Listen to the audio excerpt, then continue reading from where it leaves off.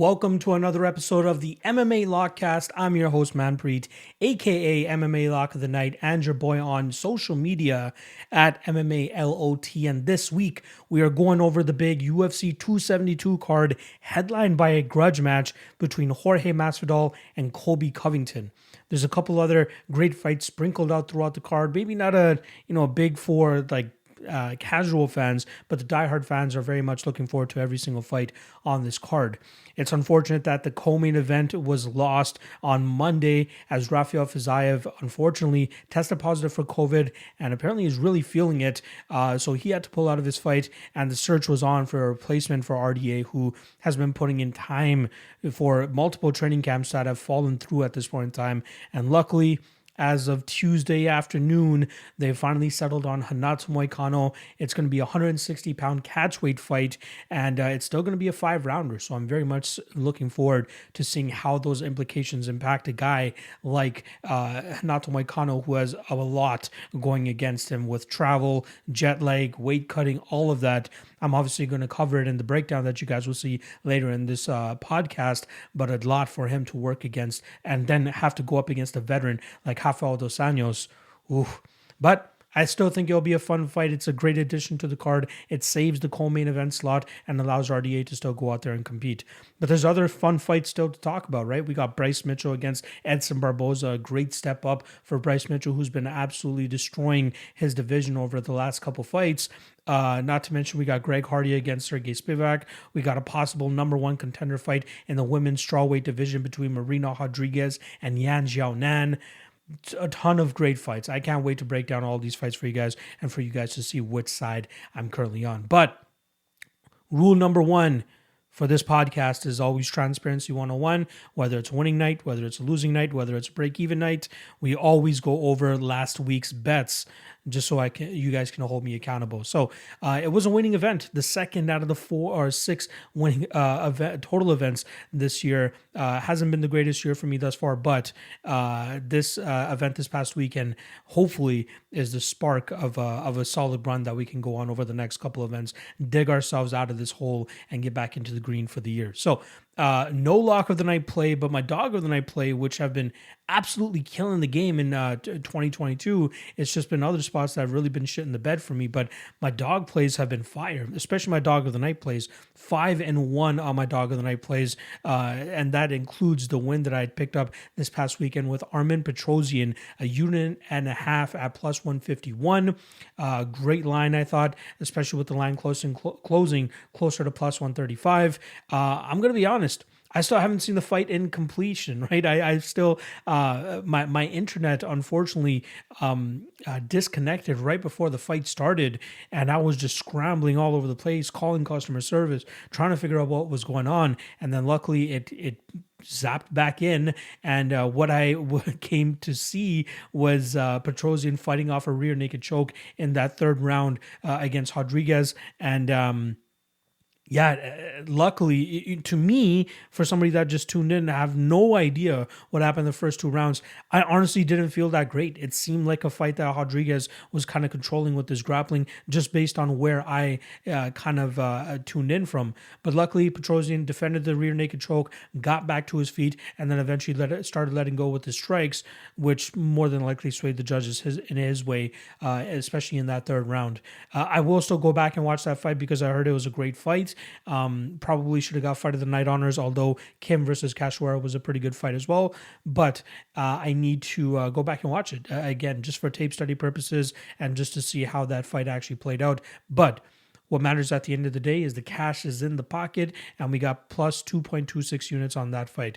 I did have a 0.25 unit stab on Petrosyan to win in round 2 via KO. Again, I still got to watch it back to see if it was even close to coming to fruition, because that line was plus 600, and I thought that was great value considering I expected Petrosyan to stop a grapple-heavy approach early in this fight and then start to take over in the second round with the striking, eventually finding that knockout. But I'm happy to still cash on the money line play on Armen Petrosyan. let's stick with the winners for now. I had one parlay in two separate. One was at plus 110, one was at plus 106, but they were the same legs.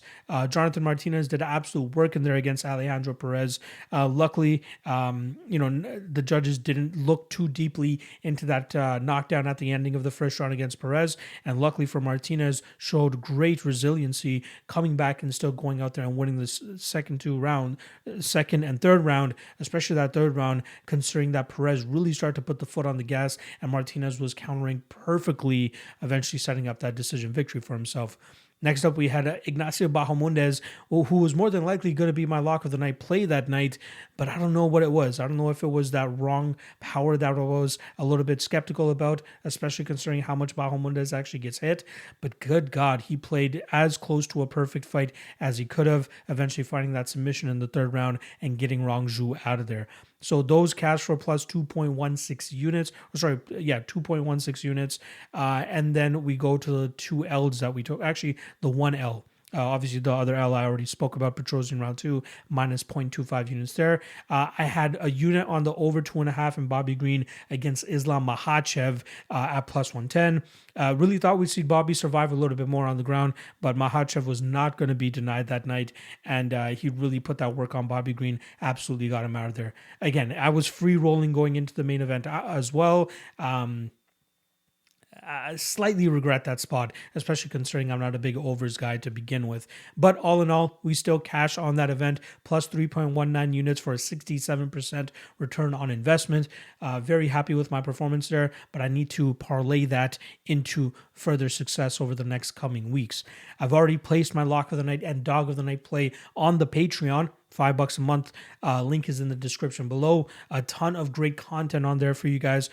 Best bets and props article, early access to the breakdowns you guys are about to see, a great Discord community, and most importantly, this weekend, pay-per-view parlay for the patrons. It's pretty much a way for me to give back to you guys, where I put out a survey, take the 4 most voted on legs in a parlay, put 5% of my take from Patreon onto that parlay. If that parlay hits, I'll be sending the winnings to a random Patreon member. So that's a great way for me to give back. Not to mention prize picks, tips, and a plethora of other great perks. $5 a month. Very much a ton of bang for your buck there. And I've had numerous people tell me that I put in the most amount of work on Patreon, especially at that dollar amount of $5 a month. I go as deep into as many fights as I can for you guys to give you as much insight and information required for you guys to go out there and make educated bets. So shout out to everybody that followed me from there. Shout out to Alfred as well, who's yelling and saying that I'm more than likely going to be cashing my dog of the night play this weekend. So hopefully that comes through. With that said, the plays are going to be free on Friday, but the lines may have moved since then. That's what another perk that the Patreon members get by signing up there as well. So once again, link is in the description below. And lastly, shout out to Coolbet, great supporters of the show. Make sure you guys use the promo code MMALOTN2 and they'll match your initial deposit up to $200. Quick note regarding Coolbet. I know they had some sort of system error a couple days ago where a couple people got screwed out of some of their winning tickets. I fully and wholeheartedly believe that it was a legitimate error. From what I was told, their live betting odds were not updating and there was a lot of egregious odds out there that people were taking advantage of. So just as a whole, they swiped the slate clean. Some people kind of got left out, hung out to dry. Some people, obviously taking advantage of incorrect odds, they got their money taken back. Stakes were returned, don't get me wrong, but Coolbet apparently is doing everything in their power to make it right for these people. So if you were one of those people that got affected by the Coolbet system maintenance thing, I apologize, but they have a great reputation, and I don't think this one slip up is really going to deter me from continuing to push their brand. I love their odds. Sometimes they're a little bit slow with updating odds, not live betting, but like other odds.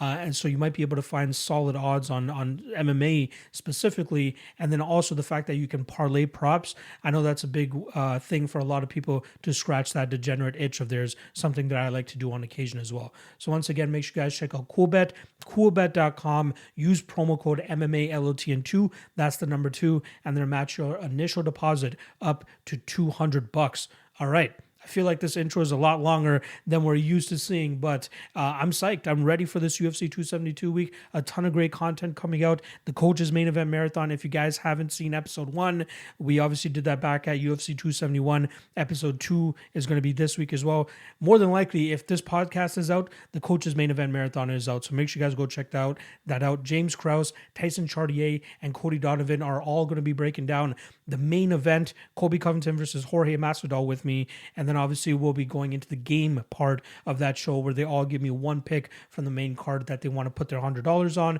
And then we'll ultimately see at the end of the year who comes out on top with the most profit. Thursday, propping you up is going to be on the All-Star. I think we're going to be doing 3 p.m. Eastern, me and Cody, but keep your eyes peeled on my social media to know exactly when that podcast is going to happen.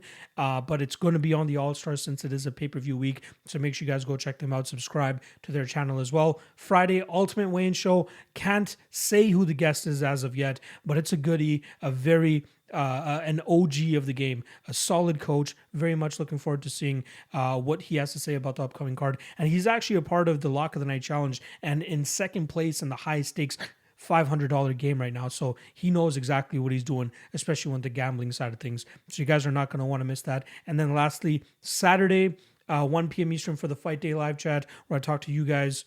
That's about it. One more thing. I will not be doing an IG live this week, as Friday, my day is going to be completely swamped. It's a day off for me. I'm going to a comedy show that night. Shout out to Andrew Schultz. I will still be squeaking out that Ultimate Weigh-In show with my guest, but for the majority of that day, I'm going to be off the grid. So no IG live this week, but we'll be doing it again next week for the Ankalaev and Santos card. All right, that's a wrap on the intro. Let's get into the breakdowns, and I'll see you guys on the flip side for the outro. Dustin Jacoby versus Michal Oleksiejczuk.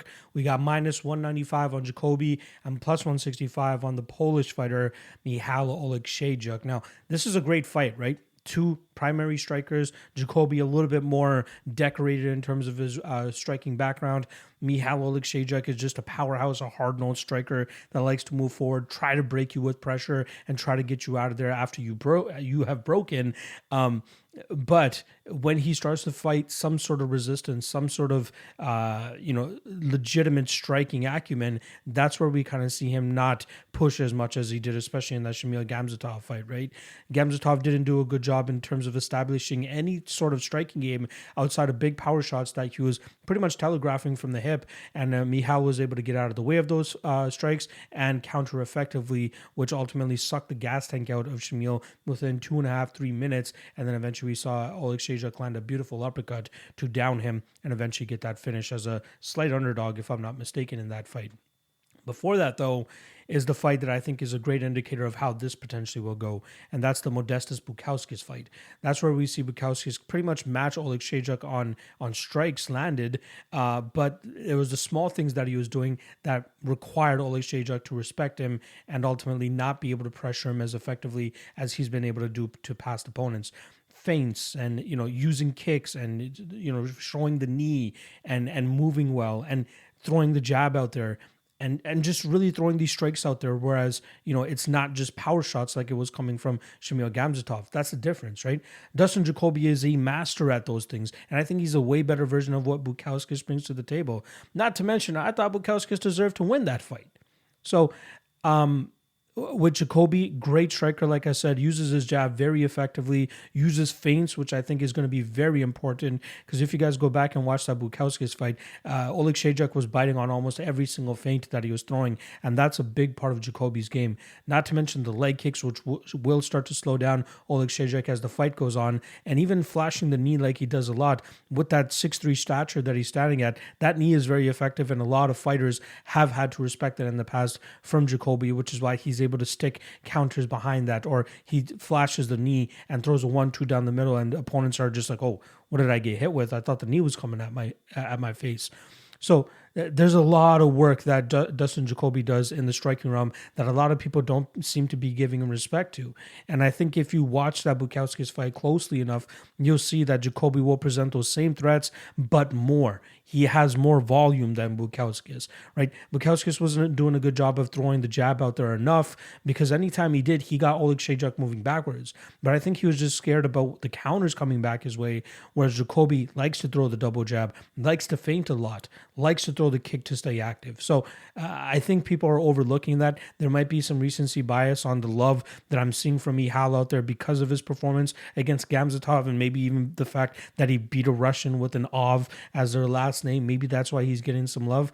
There might be a little bit of buyback on the Jacoby line at that minus 200. I think that we could see it go down to maybe minus 180, but out of fear of getting a worse line, I already love the line where it's at. I already pulled the trigger at minus 194. I think that's a damn good spot. I think he has a field day with Michal, who will more than likely be fighting into his game plan, which is allowing Jacoby to kind of counter and then set up his other strikes with his feints, with his jab, and with his kicks. Again, I love Jacoby in this spot, and I really do think that he's going to put on an absolute clinic here against Oleksiejczuk. The only issue that I've had in the past against a guy like Oleksiejczuk is the optics kind of favor him with him moving forward, right? But I think that it's going to be one of those fights that even with Jacoby being on his back foot, I don't think he's going to be on his back foot as much as Gamzatov was, but I think like maybe 60% of the fight we'll see Oleksiejczuk moving forward. Unfortunately, I think we'll see Oleksiejczuk be eating a lot of shots for his troubles there. Not to mention, Jacoby is a big dude, and Oleksiejczuk is not could cut down to middleweight if he really wanted to. He's a legit natural 205er. The guy barely cuts any weight to make the weight class, and I think that's going to bite him in the ass here against a much more decorated striker and a much bigger guy in Dustin Jacoby. Last thing I'll say, Jacoby's chin is amazing in my opinion. I think he's only suffered one knockout loss on his professional MMA record, and even in his kickboxing record, suffered one clean KO loss. He's lost to TKO via referee stoppage, I think, back in 2012, but his lone clean KO loss in kickboxing came to Alex Pereira. And we know what Alex Pereira and what type of power that guy is able to possess. Michal does hit hard, but I do think that he's going to struggle to land that big shot here against the guy in Jacoby, who's just, in my opinion, technically way better in the striking realm than him. So I'm going Jacoby here. Feel quite convicted about it. He could get a late finish or a decision here. I'll probably take a sprinkle on the round 3 prop here. We've seen Michal kind of slow down later in fights. Maybe not in the Bukauskas fight, but we saw him slow down against Ovince St. Preux, maybe with the retaliation and resistance that he's going to be feeling from Jacoby here. Maybe he starts to slow down later in this fight, and then we see Jacoby land a beautiful shot and put him out there as well. So I'll take a sprinkle on the round 3, but in terms of official prediction, I'm going to be going with Dustin Jacoby via decision. Devontae Smith versus Ludovic Klein. We got minus 170 on Devontae Smith and plus 150 the return on Ludovic Klein. Now, this is a fun fight. This should be fireworks. I'm very much expecting it to go down with both these guys looking to take each other's heads off. On the Ludovic Klein side, we got a slick southpaw striker with great combinations. Although he's low output at times, he does wait for the perfect opportunity to uncork that beautiful head kick of his, which he's managed to land time and time again against past opponents. On the flip side for Devontae Smith, he's training now, or at least for the last couple fights now, at Factory X, where he's trying to look to harness the power punching style that he has and mix it in properly with the speed that he offers, and he tries to use that effectively to outstrike his opponent or eventually find that knockout, which he's been able to do more often than not. Both of these guys combined for 33 out of 35 fights that have not gone to a decision, and I think that's what we're going to see here as well. And I see that line currently, earlier I saw it hanging around minus 170. I'm seeing around minus 175 still, and I think that's a damn good spot in terms of targeting a side for this fight. For the Devontae Smith side, he's coming off of that loss last time around to Jamie Mullarkey, where he started off pretty good. The speed was obviously getting the better of Mullarkey that night, but in that second round, Mullarkey landed a beautiful straight that grazed the eye of Devontae Smith, causing him to really start to blink and panic, and that's where Jamie Mullarkey smelled the blood and was able to follow up and get a beautiful finish in his own way. On the flip side, for Ludovit Klein, he's coming off a 2-fight losing streak now. One, obviously, as a heavy favorite against Mike Trizano in a fight where he was pretty much out-finessed. Trizano used his range pretty well and used his volume to really cause Klein some issues that night and was able to come away with the decision victory. On the flip side, on his next loss against Nate Landwehr, another spot where he was a big favorite, he just can't match the pace and the output of Nate Landwehr, and Landwehr was able to stifle him plenty of times, especially in that second round, and then eventually in that third round manages to get that Darce choke. I believe it was Darce or an Anaconda. Either way, was able to find that choke on Klein and be able to get him out of there in round 3. An outcome not a lot of people expected to see that night. But now both of these guys are looking to bounce back, and I think they're going to do so by producing some fireworks here. I think we'll see Klein let loose on his combinations a little bit more, and I think eventually he'll be able to catch Devontae Smith with something. I think it's actually going to take place and go down in the second round. That's where I think that we'll see Klein really start to catch up in terms of the speed advantage that Devontae Smith is going to have as Devontae starts to slow down. Hopefully Klein can put on a little bit of a pace on him. Not like we know he's a low output fighter, but I mean, even just pressuring him and kind of giving him something to think about on counters or even just his own head kick that he likes to flash more often than not. From there, I think he'll be able to find that knockout blow in the second round, but rather than taking the plus 150 on Ludovit Klein, I'd rather be okay on both sides and take that fight doesn't go to decision, which currently hangs around minus 175, like I stated earlier.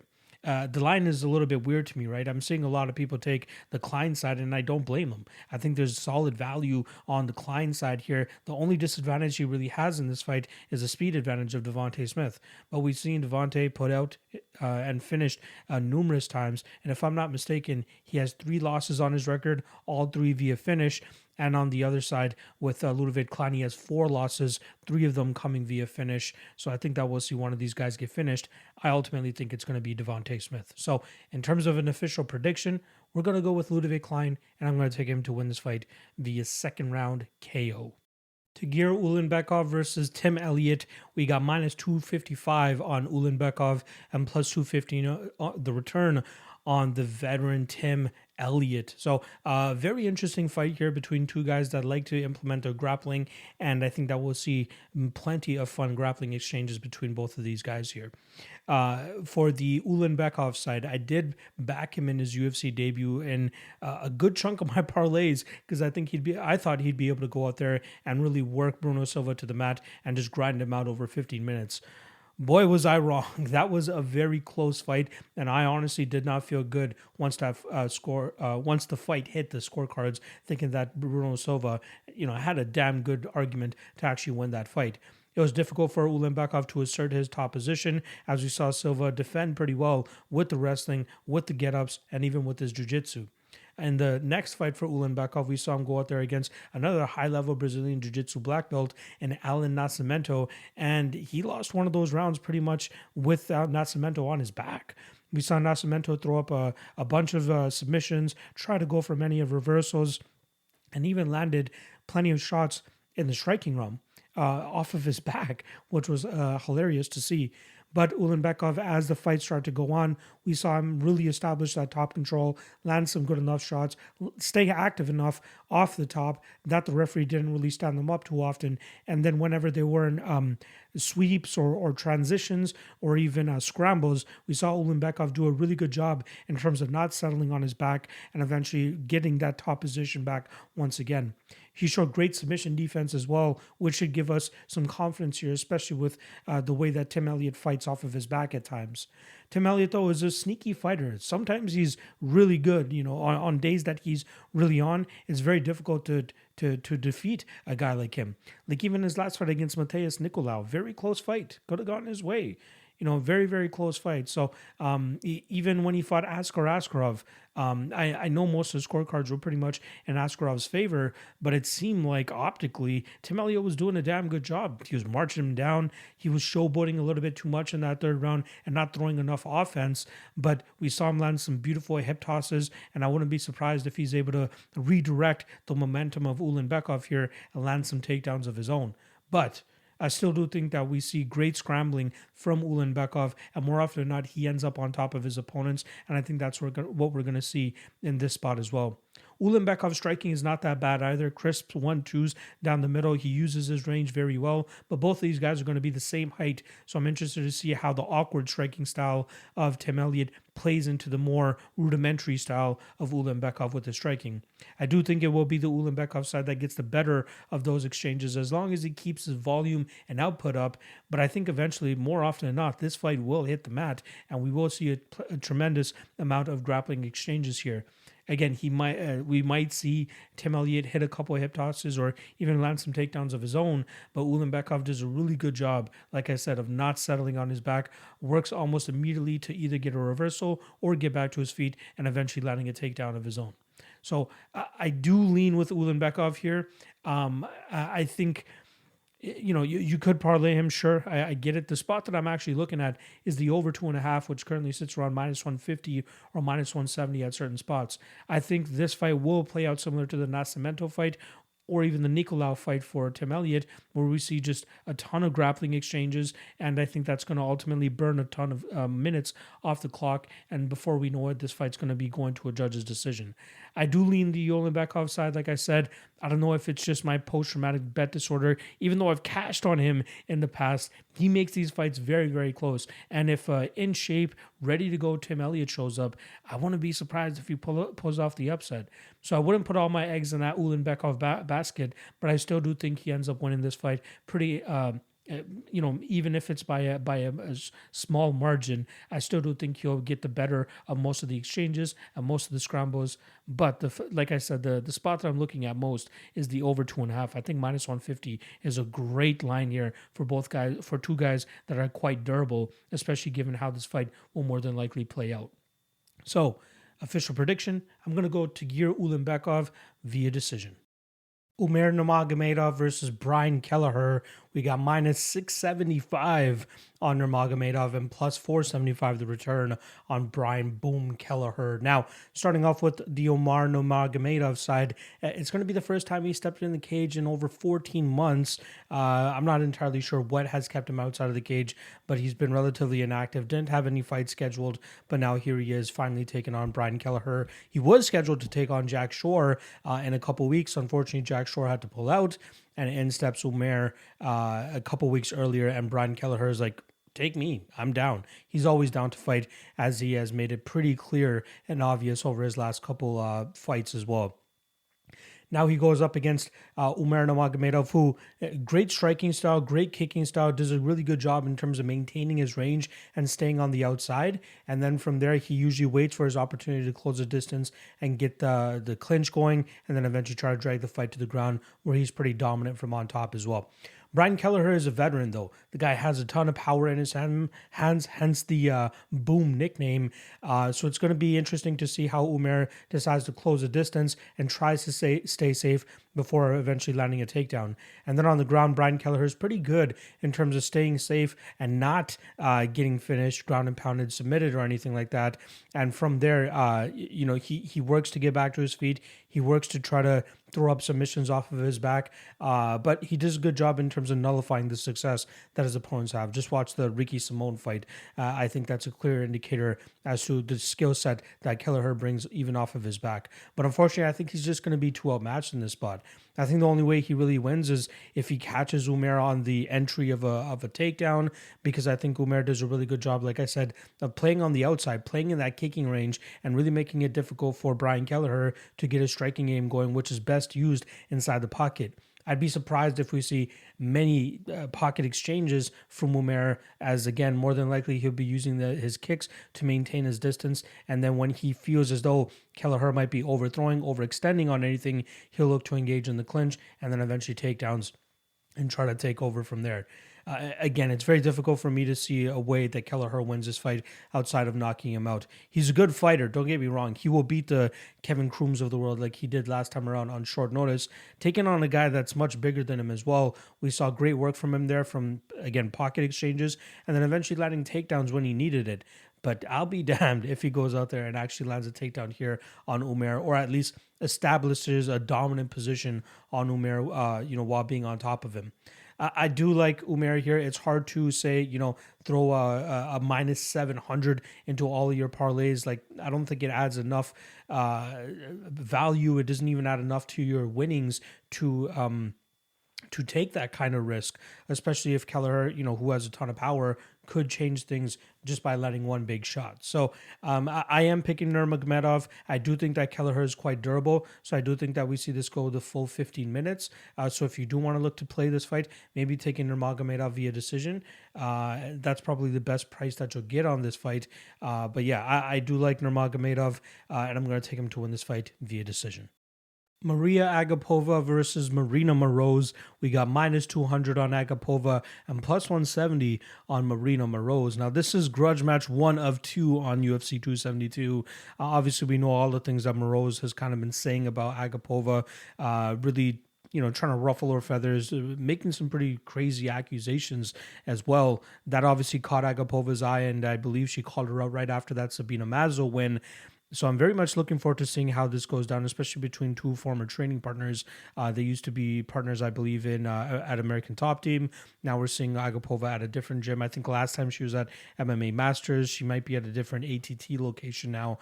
But yeah, interested to see how this goes down. So Agapova rebounded after that minus 1,400 loss that she took against Shanna Dobson. Pretty much blacklisted her on a lot of people's lists and gambling lists. But again, why are you parlaying a minus 1,400 favorite to begin with? Anyway, she bounces back as a slight underdog here, actually, against Sabina Mazo, really putting the pressure on her, really putting the punches on her, even though Sabina Mazo was the one pressuring in that fight. We saw Mazo moving forward pretty much the entirety of that fight, but Agapova was able to get off the more significant strikes, even while being on her back foot. She showed great footwork, she showed great mobility, and from there, she was able to eventually find that big I believe it was a right hook that planted Sabina Mazo on all fours. And then from there, she immediately went for a rear naked choke and got an immediate tap as well from Sabina Mazo. So big performance from Maria Agapova there. But we got to be sure that we don't get a little bit ahead of ourselves and eat into that recency bias a little bit too much, thinking that she's going to go out there and do the same thing against Marina Moroz. Moroz is a solid striker in her own right? She has crisp shots down the middle. She's a great all-around fighter. Obviously, she blasted onto the scene by landing an armbar victory over Joanne Calderwood in Calderwood's home country. Or Joanne Wood, I should call her now. And that's where she really made her name.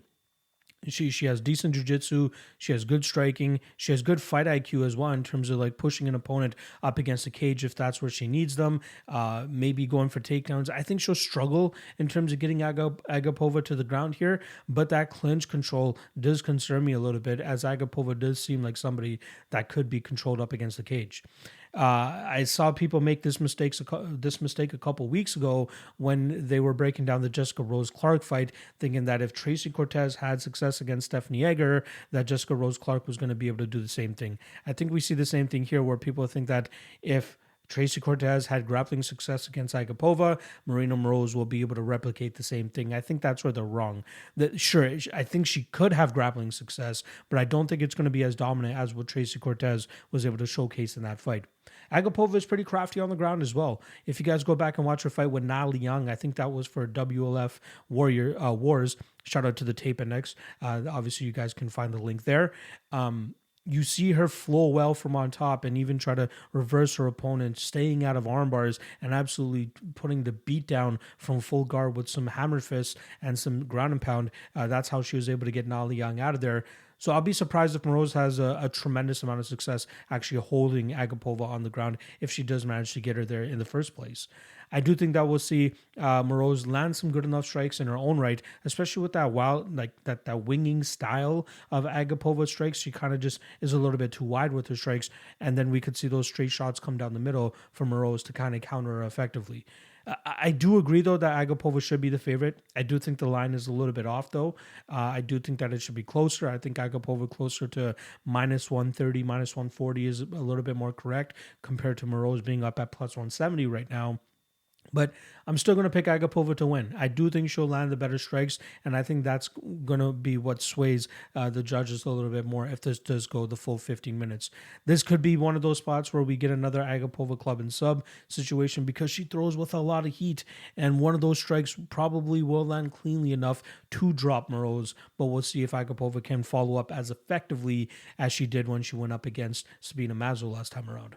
Either way, I'm going Maria Agapova. I'm not going to get too wild in terms of placing her in all these parlays.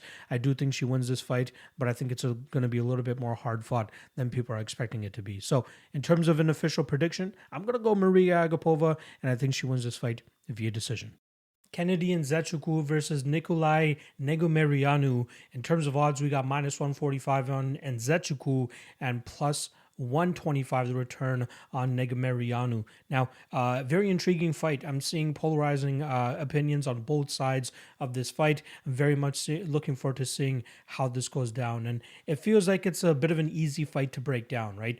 On the Negumereanu side, I feel as though he's going to go out there and try to impose his wrestling, which I think he'll ultimately be unsuccessful with. We saw him use it against Oleksiejczuk, and even when he was not able to get takedowns, he did a good job in terms of holding Oleksiejczuk up against the cage and really letting off some dirty boxing, some dirty knees, and was able to kind of come ahead because of that. Obviously, not without some cheating. Obviously, we saw Mike Beltran warn him numerous times to not hold the cage, and I think he warned him 4 or 5, maybe even 6 times, and still was yet to take a point away from him.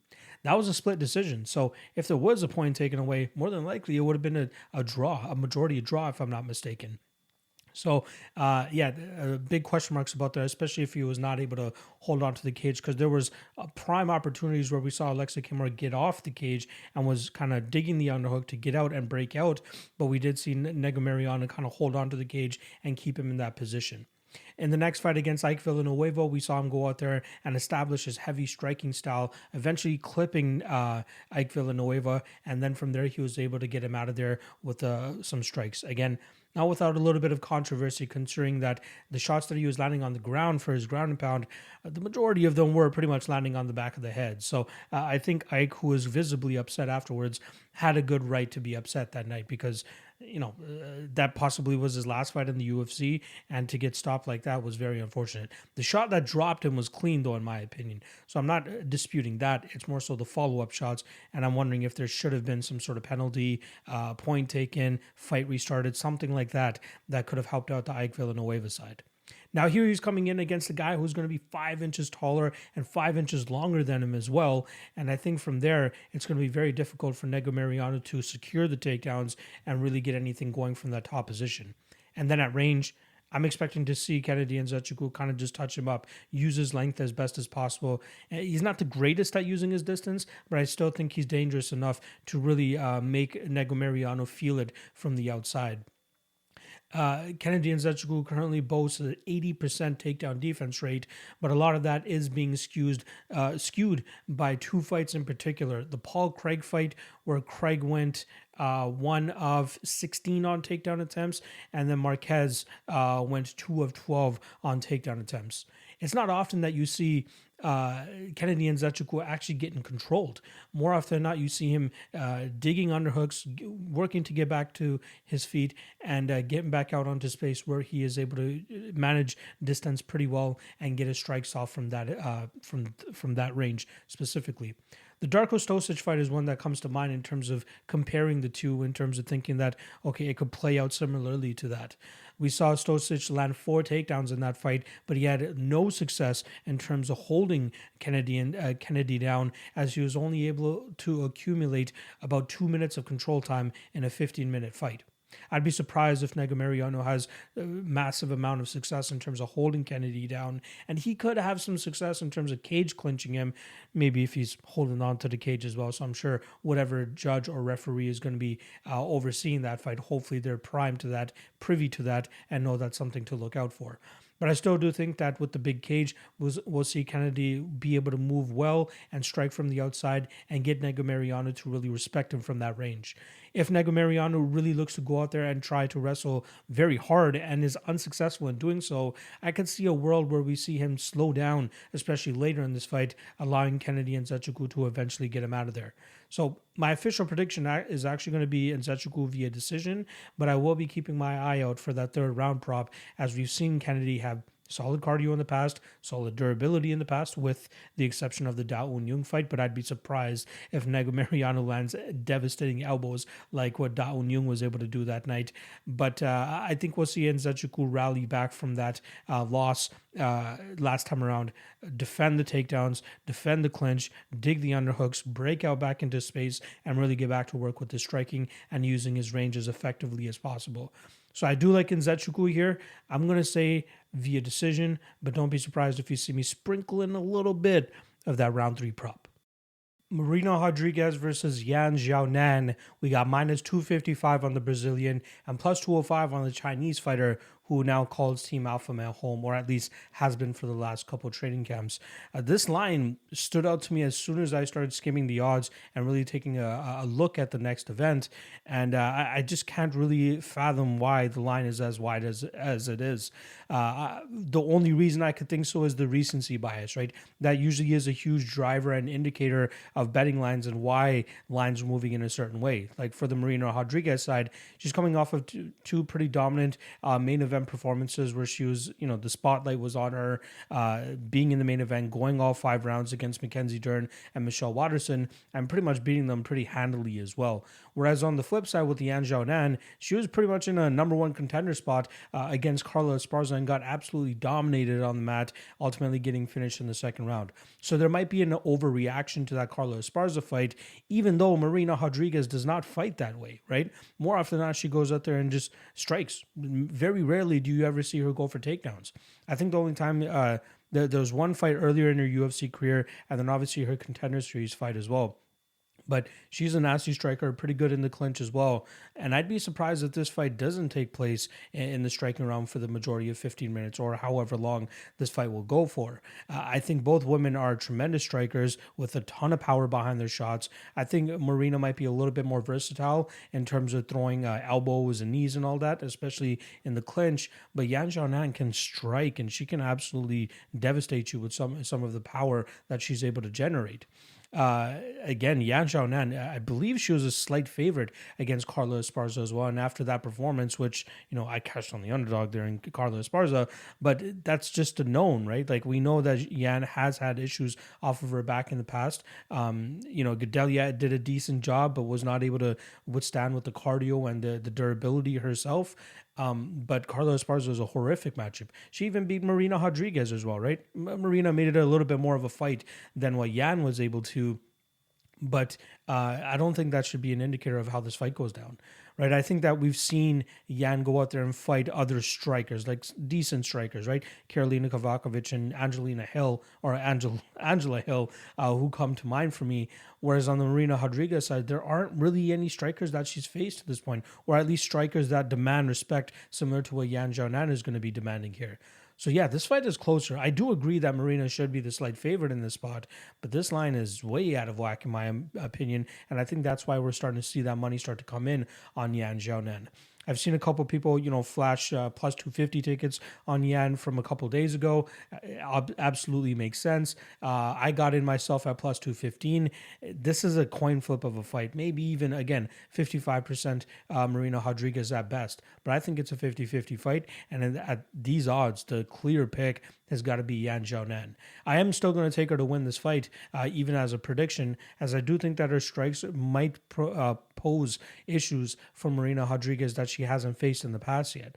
Not to mention with her aligning with Team Alpha Male now for the last couple fights, hopefully she's even thought about maybe taking fights to the ground herself, right? Because both women, similar to the Diana Belbita and Gloria DePaula fight from a couple weeks ago, whoever implements the grappling here could find themselves, getting ahead of their opponent and possibly winning on the judges' scorecards because of that little caveat. Obviously, we saw DePaula and Belbita show solid takedown defense as to why we saw that fight pretty much play out in the striking realm. I'm interested to see if that's what's going to happen here against Yan and Marina. But I will lean with the Chinese fighter here. I think she reclaims her momentum after that gaffe against Carla Esparza. And I do think we see her go out there and outstrike Marina Rodriguez, eventually winning this fight via decision.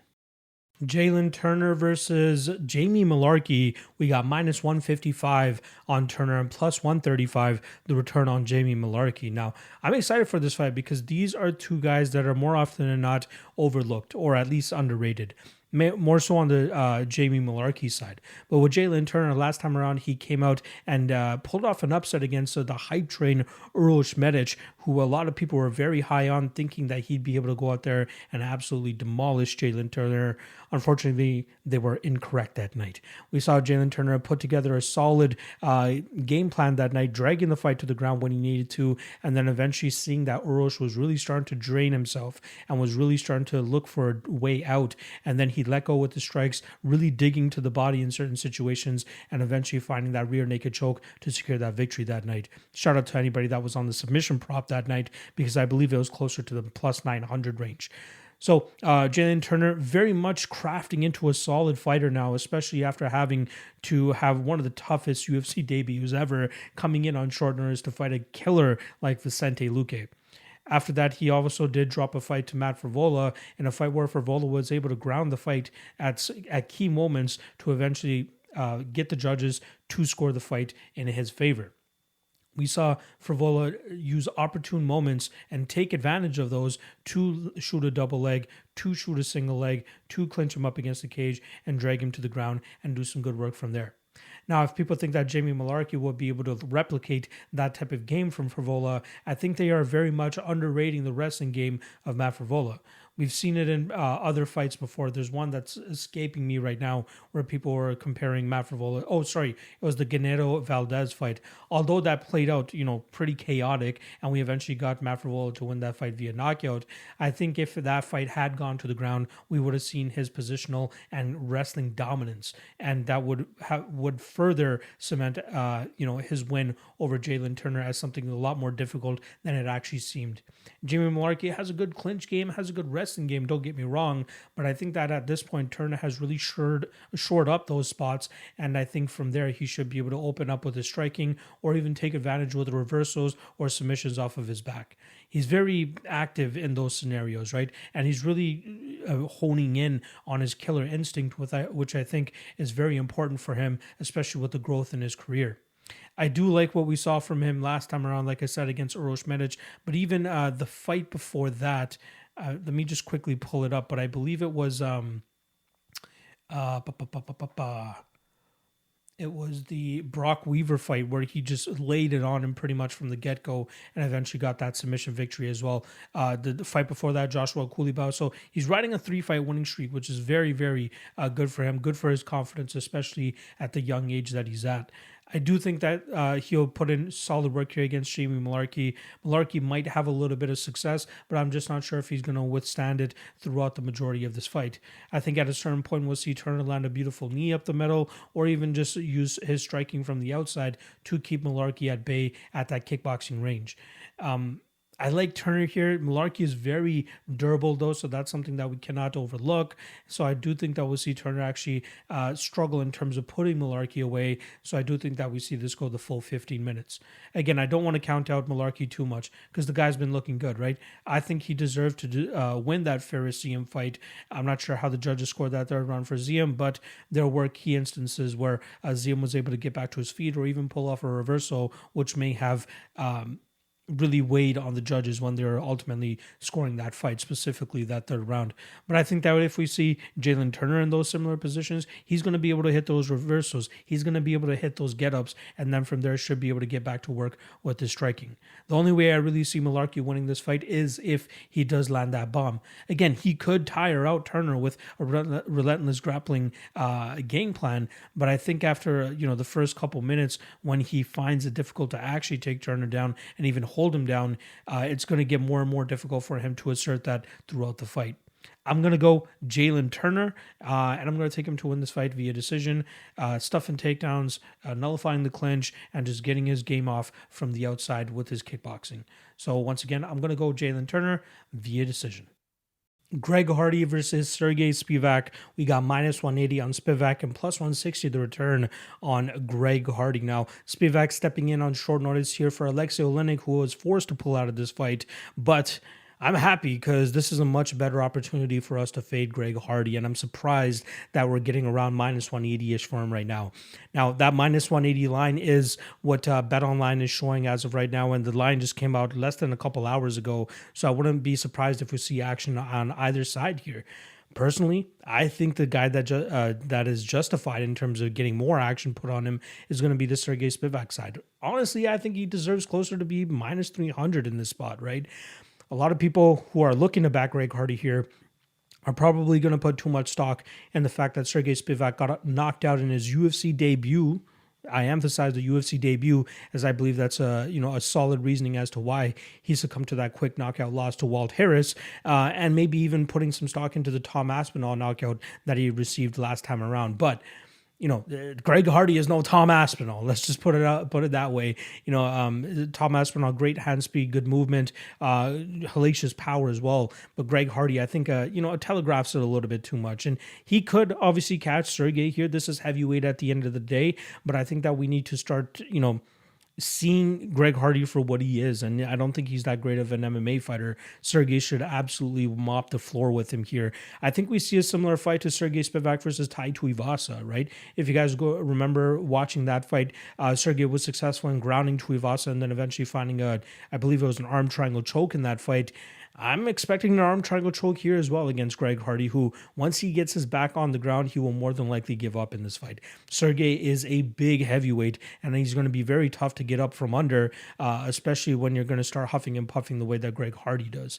I believe if Sergey is smart, the best way to play this is just play it as safe as possible in the first 5 minutes. Let Greg Hardy kind of punch himself out. Or if there's an opportunity to get the takedown off of a beautiful counter, do that as well. But get this fight into the second round, let Greg Hardy huff and puff a little bit, drag him to the ground, break him, and then either submit him or ground and pound him, similar to the way that Marcin Tybura did. Tybura got him out of there in half guard. He landed a nice elbow at half guard. It forced Greg Hardy to curl up. The guy wanted out. The guy wanted to quit, and that's exactly what happened. Tybura saw it as well, which is why he started speeding up the amount of punches that he was throwing during that ground and pound, and he was able to get the finish. I'm expecting the same thing here from Sergey Spivak as well. So I like Spivak. I'll likely have Spivak inside the distance.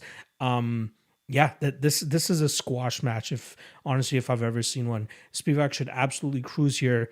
But again, heavyweights, Greg Hardy could potentially land an early shot here. But if he doesn't, he's going to be in for a rough night. Let's put it that way. I'm going to go with Sergey Spivak, second round submission.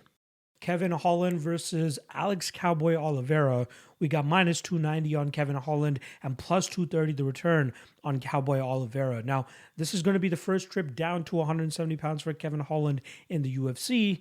I believe the last time we saw him at 170 pounds was over 4 to 5 years ago when he was in the LFA still, and he took on Curtis Millender and actually ended up losing that fight via decision. But he made a pretty good name for himself at 185 pounds, but was really struggling against a lot of these heavy grappling wrestlers that were able to get him down with relative ease, and he very much struggled in terms of getting back to his feet. Apparently, he's been on this campaign of just working on his takedowns, living in the wrestling room, and really trying to shore up that part of his game. And we didn't really get to see it play out too much in that Kyle Dawkins fight, as it didn't, really pan out for too long. We saw him stuff a couple takedowns, but I think the one that he ended up giving up was the one that was caused after the head clash between the two, which ultimately made that fight a no contest. But when Kevin Holland is at his best, his striking is pristine. The guy's very good with managing his range from distance and letting his strikes go, and gets a little bit unorthodox at times, which really throws some guys off. He's a sniper of a striker, though. He does very good in terms of just staying at range and just picking off his opponent from distance. And I think watching the Joaquin Buckley fight is a great indicator of what Kevin Holland looks like when he's at his best. Here against Cowboy Oliveira, he's going up against a very, very unorthodox and wild man, Cowboy Oliveira, who's going to be on a mission to go out there and try to get a dub here, especially considering the last couple losses he's given up in his career. I believe the last time around we saw him was against Nico Price, where it came down to one instance in the third round where it looked like he just gave up, and we saw Nico Price take advantage of that position, ending up on top and eventually securing that third round for himself for that victory. It's difficult seeing Cowboy Oliveira give up time and time again, and it's kind of alarming, and it really doesn't want to, force you to make a bet on him, even if the odds seem intriguing here at plus 230. I'm even seeing plus 270 at certain places. Like the line seems a little bit wide to me, but given, some of his demeanor inside the cage, sometimes his cardio just falls off. It's very difficult to get behind him. This seems like a spot where Kevin Holland should go out there and just absolutely style on him. He might have to deal with some leg kicks, which could cause him some problems in terms of getting some offense off with the striking. And also he might have to deal with some wrestling here from Oliveira. So I'm interested to see what the weight cut down to 170 pounds looks like for Kevin Holland here, how it possibly affects his own cardio, and if it is easier for him to stuff these takedowns now that he's going up against relatively smaller men compared to what he's going up against at 185 pounds. Remember, that's a 15-pound weight difference, right? That's much different than somebody going from featherweight to lightweight or bantamweight to featherweight. Like there's 15 pounds in between the higher weight classes here. So I'm interested to see, and I think it will actually be a beneficial spot for Kevin Holland to get better in those parts of his game. I do think, though, if Alex Oliveira goes out there and tries to go for takedowns time and time again, he may secure a couple of them, but I think we'll see Kevin Holland make it very difficult for him to establish that top pressure, and then I think that could potentially gas out Oliveira the longer that this fight goes. So my prediction here is actually it's going to be Kevin Holland inside the distance, but I think it's going to be a little bit later on in this fight. Probably second or third round. I'm definitely going to be sprinkling that third round prop here, as I do think it's very live for Kevin Holland, who has shown great cardio, even in 25-minute fights where he's being grinded through the mat. I think he'll be fine here against Cowboy. I'd be surprised if Cowboy catches him in anything, whether it's a strike, whether it's a submission, and I think we'll see Kevin Holland stay pretty safe and eventually find that knockout. Let's call it round 3. Bryce Mitchell versus Edson Barboza. We got minus 140 on Thug Nasty and plus 120 the return on Edson Barboza. I am very excited for this fight, as it is a very solid step up for one Bryce Mitchell. Now, Bryce has really blasted onto the scene, especially after his fight against Matt Sales, where he was able to lock up a beautiful twister submission that night, and then followed that up with the performance against Charles Rosa, where he just twisted him up in knots, but Charles Rosa, being the ever tough guy to put away, didn't tap to anything there, but we saw Bryce absolutely dominate him on the mat. Pretty much 10-8s all around as well, with how much control and damage he was able to put out from on top. Then I believe the next fight for Bryce Mitchell, he goes out there and fights Andre Fili, a decent step up, but it didn't seem like he respected the striking enough, where he was able to actually close the distance and get the takedowns with relative ease. Well, maybe not with relative ease. Andre Fili did a good job in terms of stuffing some of the attempts, but ultimately Bryce Mitchell was able to get him to the ground and really control him there and eventually take home that decision victory. But now he's going up against a guy in Edson Barboza who demands respect with the power that he throws. Good combinations, great leg kicks, which is something I just don't think that Bryce has dealt with up until this point in his career. And that could cause Bryce to kind of sit on the outside a little bit longer than he needs to, allowing Barboza to paint a solid picture and possibly either find a finish in this fight or even win this fight via decision. I do like Barboza as a dog in the spot, right? I know he's had moments in the past where he's lost fights due to grappling. I'm just not sure if Bryce can replicate a Kevin Lee type of wrestling game plan, or even, Dan Ige really start to land his takedowns the later that this fight went. And I honestly thought that Barboza deserved to win that fight. Barboza notoriously has had solid takedown defense, but when you're able to chain wrestle and really push him up against the cage and find trips there, that's where you're most successful. But like we see him doing good against guys like Makwan Amirkhani, who has a great wrestling game.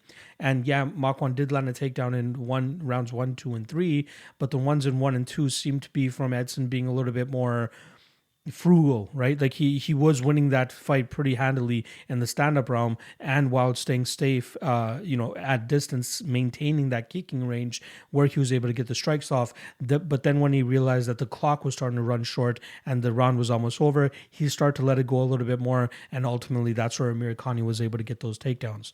I'd be surprised if we see Edson Barboza, be too frugal with the striking, if he's a little bit too wild, right? He needs to maintain his distance. And it's good that he's fighting in the bigger cage here at UFC 272 at the T-Mobile Arena, because he's going to need every inch of that real estate to make sure he stays safe and keeps this fight in the vertical sphere.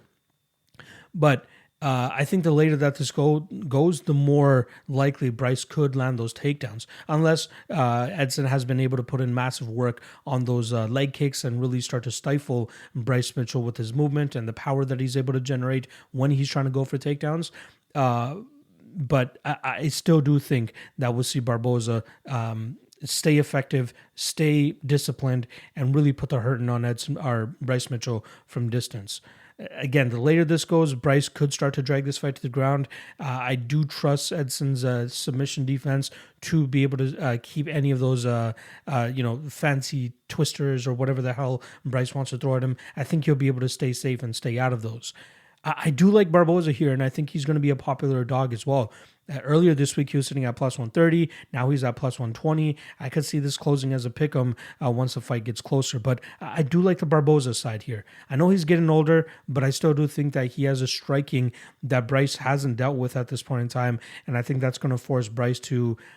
or that won't allow Bryce to be as successful with closing the range and getting his wrestling going, at least early in this fight. So I'm hoping Edson goes out there, paints a perfect picture, at least in those first two rounds, and then stays safe in the third round. And then from there, he should be able to pick up a decision victory. So I'm going to go Edson Barboza. I think we see a classic performance from him here, and I think he wins this fight via decision, although I could see a knockout transpire as well if Bryce gets a little bit too aggressive and eats a beautiful counter from Edson, because that guy can still throw heat in his punches, knees, and kicks, and I just don't know if Bryce has dealt with anything like that yet. So I'm going to go Edson Barboza. Official prediction is going to be via decision.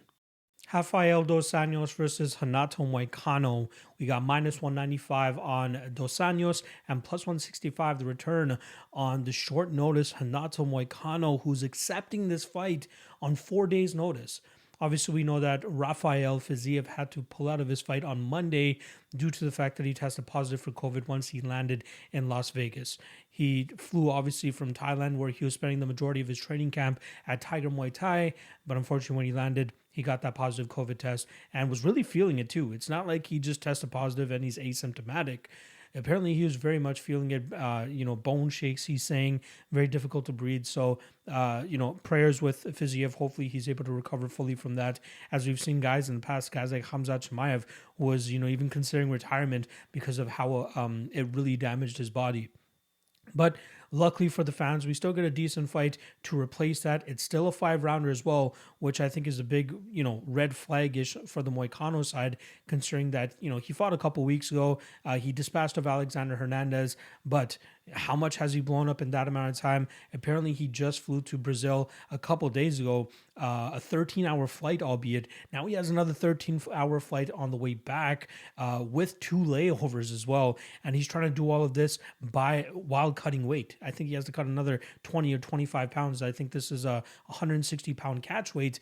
And I think that's going to have some sort of pull on this fight. I think that's going to have an effect on this fight. I don't think people really take that type of stuff into consideration much, especially, this type of circumstance where, again, I'm recording this on Tuesday, and apparently he's supposed to be leaving tonight, and he won't get to Vegas until about midday or early on Wednesday. So that's a huge red flag for me. Again, who knows how in shape he truly is, how much he was actually training to be prepared, and not just prepared, but to prepare to go 25 minutes against the guy who's been preparing to go 25 minutes for the last several months now. If you guys remember, Dos Anjos was scheduled to fight Fiziev back in November. That fight fell through. Actually, it was the Makhachev fight that he was scheduled to fight back in November. That fell through. And yeah, this fight has just been continuously been pushed back. And now Renato Moicano is going to try to save the fight. Now, Moicano is still a dangerous fighter, right? And rounds 1 and 2, I think he has an opportunity to really stamp himself in that fight. I think he's going to look to go out there and try to take Dos Anjos' head off early, knowing that he more than likely won't be able to keep a 25-minute pace up if he needs to. I am a little bit concerned though, right? Dos Anjos, he's getting up there in age. He's 37 years old, but it's been a long time since we've actually seen him KO'd and finished. If I'm not mistaken, the last time we saw him KO'd and finished was the Eddie Alvarez fight from years ago. I just want to confirm that. But I do think for Moicano to win this fight, he's going to need to find that finish early in this fight, because the later that it goes, we know that Rafael Dos Anjos is very good in terms of going late in fights, having the cardio and the durability to sustain it and not go out. Yeah, the last time he got finished was July of 2016, so close to 6 years ago, when Eddie Alvarez was able to snatch the lightweight title from him. But since then, he's been going up against, the meanest and toughest guys at 155 and 170 pounds. Just listen to this this group of names, or this list of names that he went through after fighting Eddie Alvarez. He lost a decision to Tony Ferguson. He beat Tarek Saffiedine by decision. He submitted Neil Magny in his second fight at welterweight. He defeated Robbie Lawler over 25 minutes. He lost the interim title. It was a vacant interim title, but he lost that to Colby Covington, followed that up by another loss to Kamaru Usman, followed that up by submitting Kevin Lee in round 4, followed that up with a unanimous decision loss to Leon Edwards, and then obviously after that loss to Michael Chiesa, who just proved to be too big for him that night, and then obviously was able to win that fight against Paul Felder near the ending of 2020 in November. So he's just been fighting killers after killers after killers, and Moicano now, again, coming in on short notice, I think he's going to struggle to go deep here with Dos Anjos. I could see Dos Anjos looking to try to get this into the grappling realm, try to wear on Moicano, and then eventually finish him later on in this fight. I'm considering a round 4 stab on Dos Anjos, a round 5 stab on Dos Anjos, but I ultimately do think that he wins this fight. You know what? No. I am going to call a finish for Dos Anjos here. I do think that he gets Moicano out of there.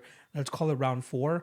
I'm not going to count out a possible decision victory for him as well. There's been times where he just plays it very safe late in fights by just landing takedowns and trying to control his opponent from on top. But I'm going to read into the Moicano not ready narrative a little bit more. Sure, it's great that he's taking the fight on short notice. It's a win-win situation for him though, because I'm sure he's getting paid handsomely to take this fight. But also, if he wins this fight, it's a big win over a legitimate name and Rafael Dos Anjos. But I still do think that the veteran in Dos Anjos is going to get the better of Moicano. I think he'll stay safe enough in the first 2 rounds and then eventually start to take over in round 3, eventually finishing him in round 4.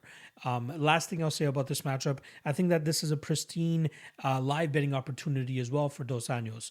If Moicano is going to have success in this fight, I think the majority of it comes early in this fight. So maybe you can double down on Dos Anjos going into round 2 or even round 3 if the line is better than it is pre-fight. Sitting at minus 195, I think that's kind of accurate. I'd bet Dos Anjos closer to minus 150 myself, and I wouldn't be surprised if we do actually see some love come out there for Moicano and taking him at plus money, especially considering the last performance that he had against Alexander Hernandez. I wouldn't be surprised if the public just has that fresh in their mind and they're like, oh, we're getting this guy at plus 165 now. Let's try to hammer that line and see if we can take advantage of that possible value. But I think Dos Anjos is still going to come out on top. Very tough, gritty veteran that I think is going to be too hard for Moicano to get out of there. So I'm going to go Dos Anjos, and I'll call it 4th round TKO. Time for the main event of UFC 272, and it is a grudge match, or we think it's a grudge match, between Jorge Masvidal, who comes in at plus 270, and Colby Covington, who's coming in at minus 350. Now, apparently, these guys are in a big grudge right now. Obviously, we've seen this stuff going on social media with these guys, a lot of back and forth. We know they used to be former trading partners. There's even footage of Jorge Masvidal in the corner of Colby Covington not too long ago when he was helping him try to capture that interim welterweight title after defeating Rafael dos Anjos. But since then, it seems to be going downhill from there, and Colby Covington has really become that, what he is now. He's really accepted that role of being a villain and being a heel. But how this fight will go down, no matter if it's a grudge match, no matter if there's beef, no matter if they're finagling us, it should be a fun fight.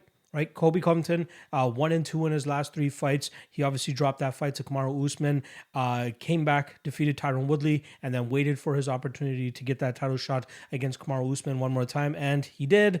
Had a lot closer of a fight than the last time around, or depending on how you judged and scored those all those 10 rounds or nearly 10 rounds. They've been neck and neck the entire way, right? Obviously, the big things that have happened in those Kamaru Usman fights was that Usman obviously finished him in the 5th round of their first fight. He dropped him, I believe, in the 2nd round of their second fight. But after getting dropped, Colby Covington very much rallied in those rounds 3, 4, and 5, as it looked like he had a damn good argument for actually winning that decision. You look back at the judges' scorecards, there was one judge that gave him round 3. There was 2 other judges that I believe gave him rounds 4 and 5. So yeah, there is an argument that Colby Covington deserved to win that fight. And if you guys have been following me for a while, you guys know that I believe Kamaru Usman is definitely one of the best fighters, definitely right now, but maybe of all time, given his ability to mix in wrestling, cardio, and now his improving striking game. It's very difficult to beat a guy like that. But somebody that has just those traits as well is Colby Covington. So I believe he's really neck and neck with one of the best fighters in the world right now. And I think it's going to be very difficult for anybody not named Kamaru Usman to beat a guy like Colby Covington. That's where Jorge Masvidal steps in, and he wants to try to turn the world on its axis once again, especially with the way he was able to defeat Ben Askren as a big underdog in that fight, and his stardom skyrocketed after that. But since that fight, it hasn't really been the most impressive, right?